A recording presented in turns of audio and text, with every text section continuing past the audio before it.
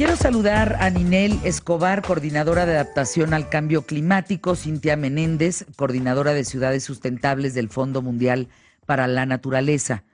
Gracias, Ninel. Gracias, Cintia. Ustedes trabajan juntas. Hola. ¿En qué trabajan? Hola Fernanda, muchas gracias por la invitación.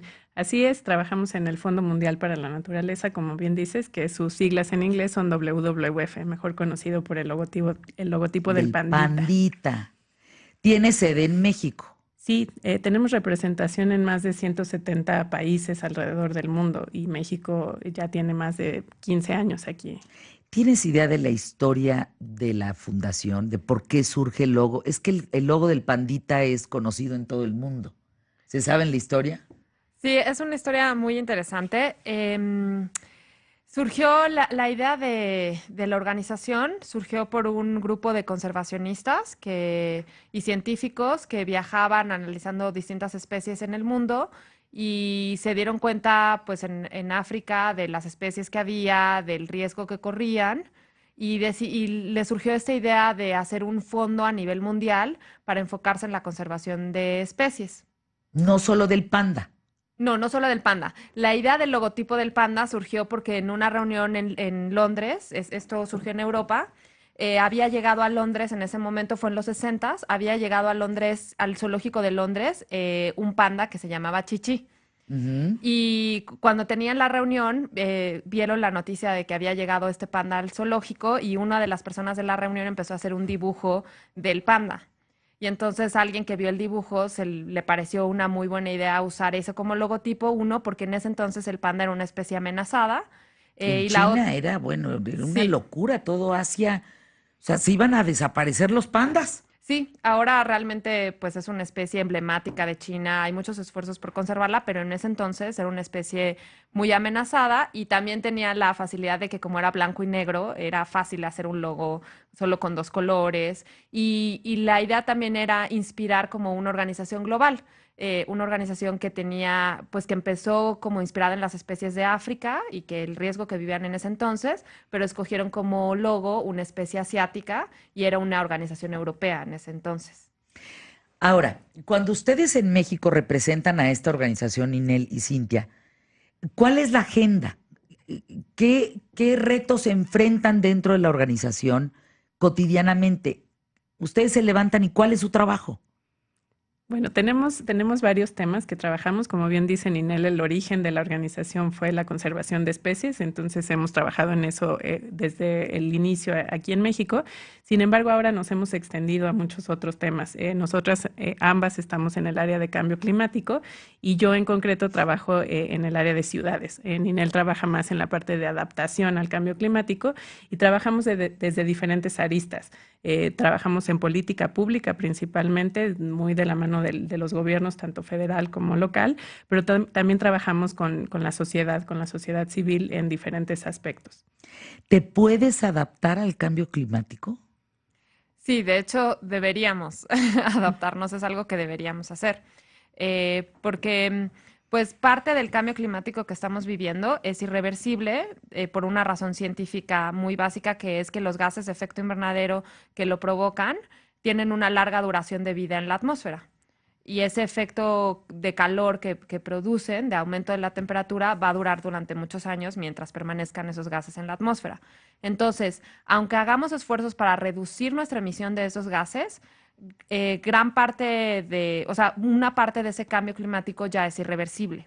Entonces, realmente lo que se está haciendo o el llamado al combate del cambio climático implica, por una parte, reducir las emisiones para mantener ese aumento dentro de un umbral controlable, dentro de un cambio que sea controlable para nosotros como humanidad, pero también tratar de adaptarnos a los cambios que ya van a ser irreversibles. A ver, ahí les va. A ver cómo podemos explicar esto en el tema de cambio climático. Nosotros tenemos una temperatura de 37 grados. Tu cuerpo, el mío, de la gente que nos escucha.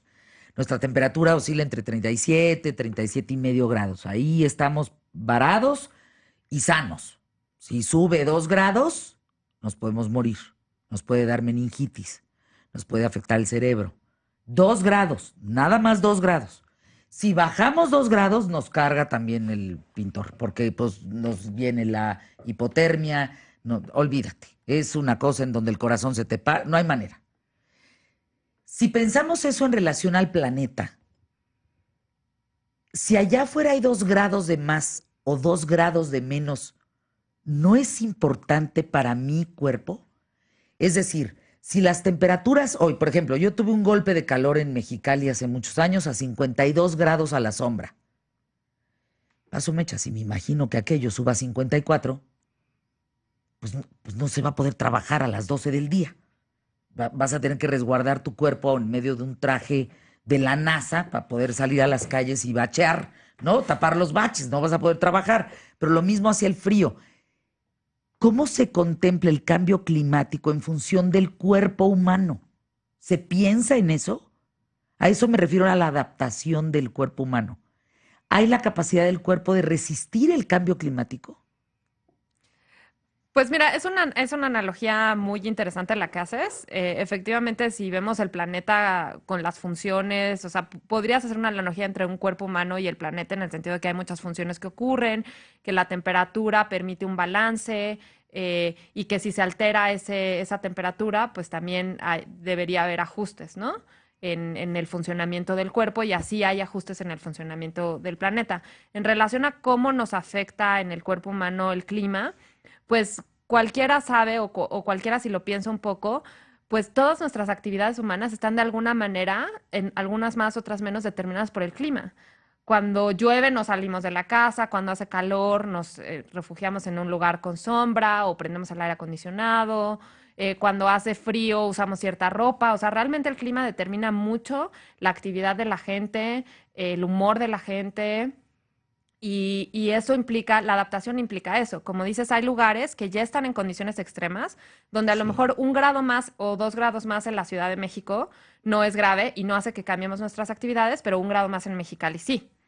Y en esos lugares es donde ya se está viendo la adaptación, o sea, la gente ya se está adaptando a esas cosas, a esos cambios de manera inmediata, porque es cuestión de sobrevivencia. Por ejemplo, en lugares con mucho calor, lo que están haciendo es recorrer los horarios de trabajo. Por ejemplo, mucha gente decía, estuve en la frontera norte, tanto ciudades de Estados Unidos como México, también ya están gastando mucho más en electricidad, en aire acondicionado, porque lo están ocupando en muchas más horas de la que lo ocupaban antes. Están tratando de mover sus actividades a la noche cuando refresca. Lo vemos mucho en la costa, ¿no? Que a mediodía Claro, está muerto, está la gente muerto. duerme y como a las 6 de la tarde que está fresco, la Hasta gente cierran los sale y hace sus negocios, cosas. tienes razón.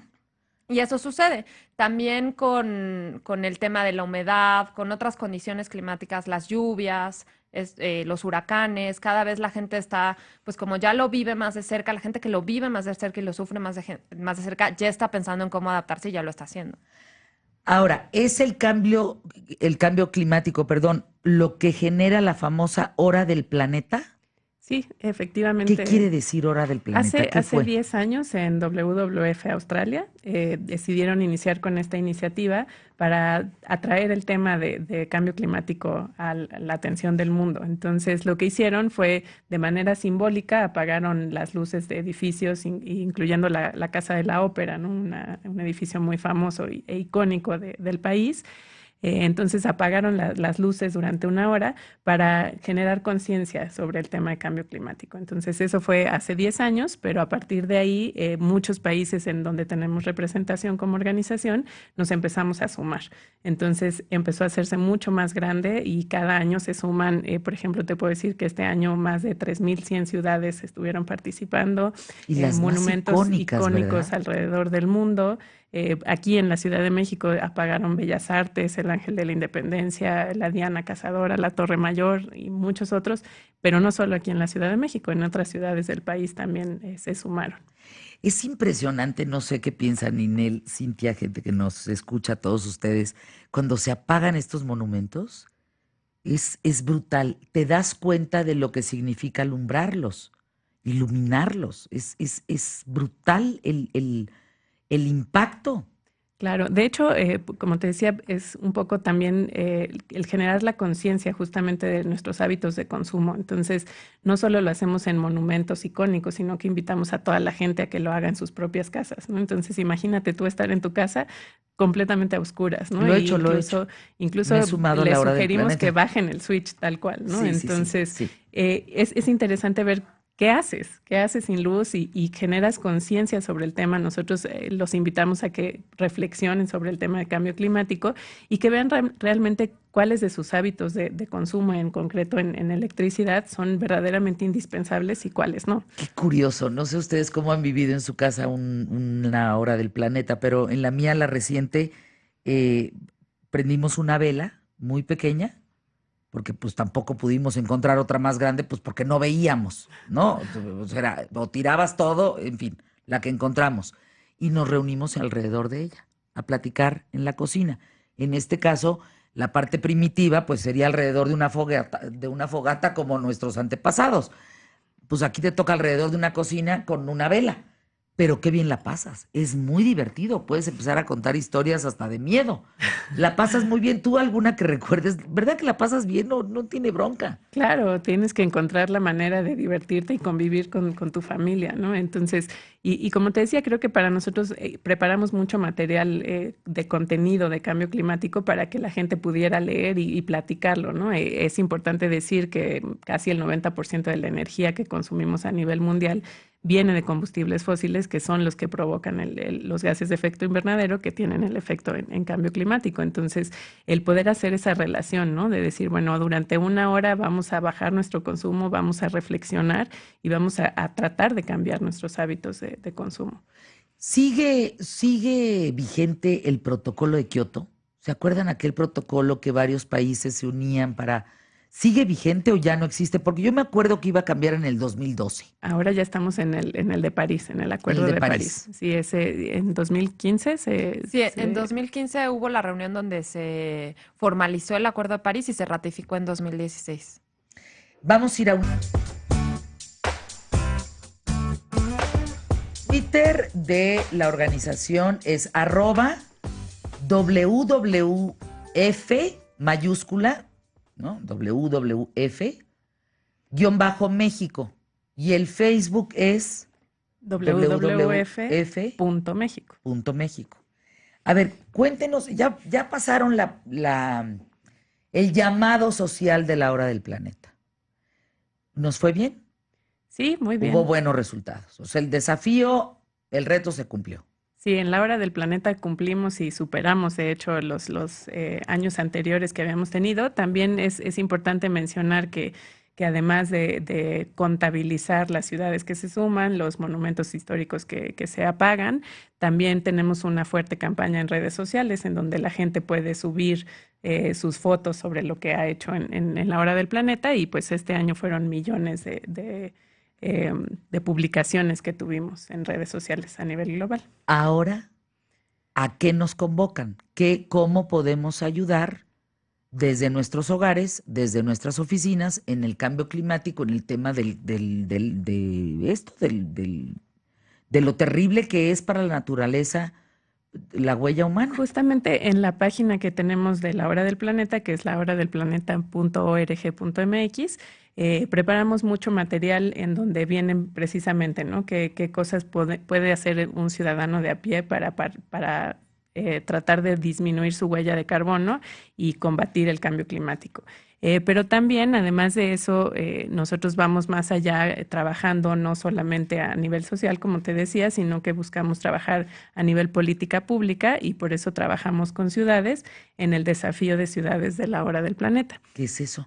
Estamos apenas iniciamos esta edición que va a ser 2017-2018, en donde invitamos a las ciudades a nivel gobiernos locales a que inscriban sus proyectos, sus metas, sus inventarios de emisiones en una plataforma estándar a nivel internacional, y después un jurado internacional evalúa todas los proyectos que se hayan inscrito y determina cuál es la capital o la ciudad con los proyectos más ambiciosos y le damos un reconocimiento, ¿no? Diciendo que esa ciudad está trabajando en cuestión de cambio climático y desarrollo sustentable y la nombramos la capital de la hora del planeta. O sea, tiene que estar el proyecto echado a andar. O sea, por ejemplo, viene a mi mente Vía Verde.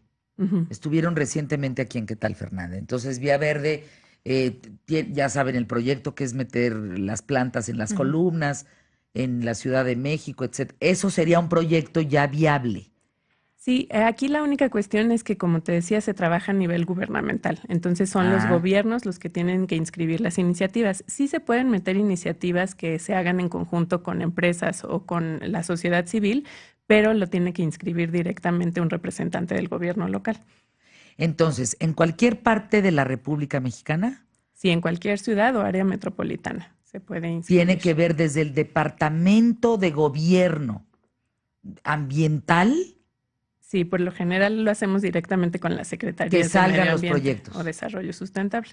Exactamente, que si se quiere inscribir un proyecto como este que mencionas de Vía Verde, se puede hacer de forma conjunta, que Que lo hiciera la parte ambiental de la Ciudad de México, por exactamente, ejemplo. lo puede inscribir como parte, ahí nada más dentro de la plataforma se hace la distinción de que es un proyecto, que es una asociación público-privada, y entonces se hace, incluso puede haber, como te decía, proyectos directos de la sociedad civil, y lo que se hace es indicar que son proyectos de la sociedad civil.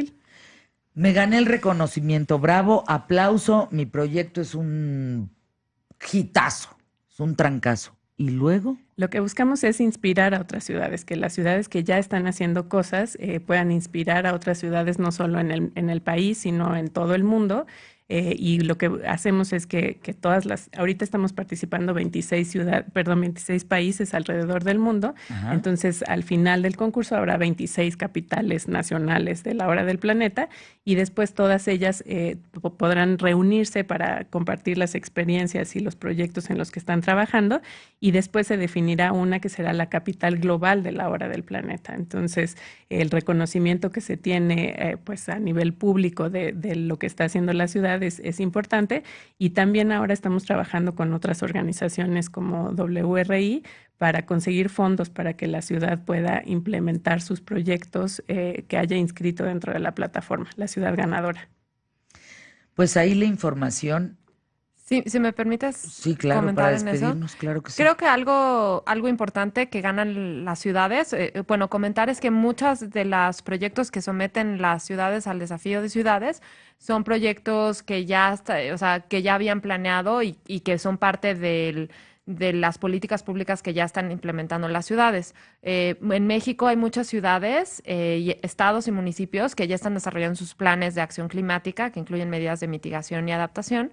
Y también un valor agregado de entrar al concurso, pues es que reciben asesoría técnica de un grupo de expertos importantes sobre su proyecto y sobre cómo pueden aumentar la ambición del mismo. Pues ahí la información, Inel Escobar y Cintia Menéndez.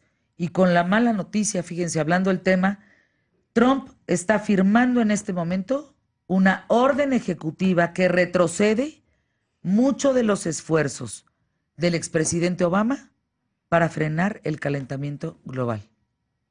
Y entonces, Precisamente es cuando más duro tenemos que trabajar ahora en este tema para ¿dónde no... estamos parados con esto?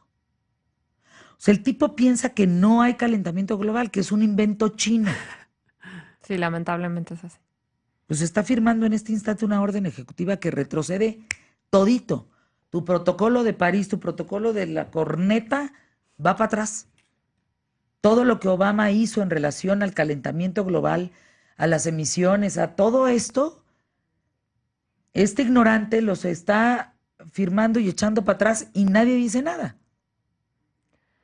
Bueno, realmente sí ha habido posicionamientos importantes en torno a la relevancia que tiene el tema de cambio climático, Uf, a la urgencia con la que se debe actuar. Y si bien sí es una noticia alarmante, es en alarmante. particular pues hay varios aspectos, ¿no? Uno es el financiamiento que da Estados Unidos a las instituciones globales para atender el cambio climático, como puede ser el Green Climate Fund, el Fondo Verde, su participación dentro del Acuerdo de París, pero también como política nacional había un plan que había implementado Obama que se llamaba el Plan de Energía Limpia o el Programa de Energía Limpia, no recuerdo el nombre, donde había metas de reducción de emisiones a nivel nacional y por sectores, y eso es lo que se deroga. Pero sí creemos que hoy por hoy, por ejemplo, las energías renovables ya son una realidad y son competitivas en el mercado, entonces tampoco creemos que se pueda retroceder completamente. Bueno, pues ahí la información. Hasta mañana en punto de la hora. ¿Qué tal, Fernanda? Gracias por el